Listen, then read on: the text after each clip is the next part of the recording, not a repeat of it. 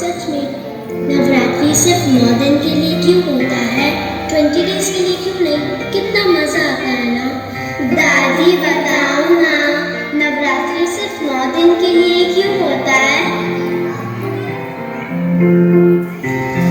बताती हूँ।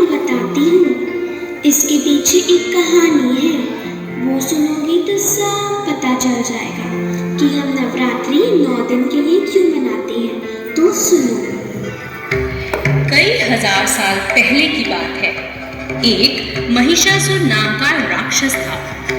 उसका आधा शरीर राक्षस का और आधा शरीर भैंसे का था। उसने कई सालों तक ब्रह्मा जी की कठिन तपस्या की।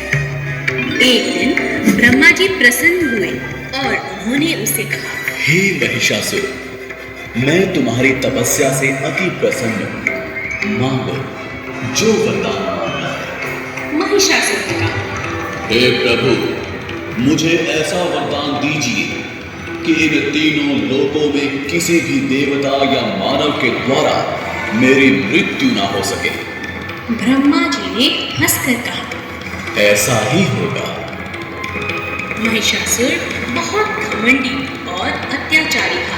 उसने देवताओं पर आक्रमण किया। उन्हें युद्ध में हराकर उसने उनके क्षेत्र पर कब्जा कर लिया।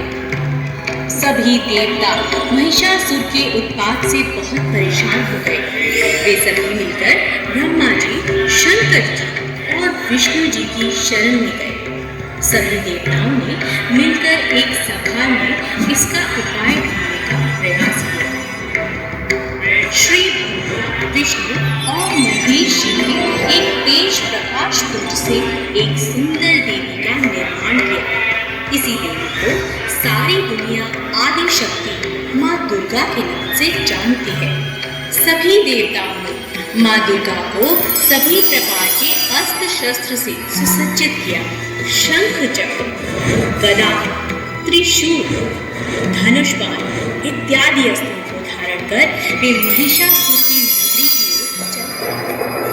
जब महिषासुर को उनके बारे में सूचना मिली तब वह उनसे मिलने के लिए लालायित हो गया।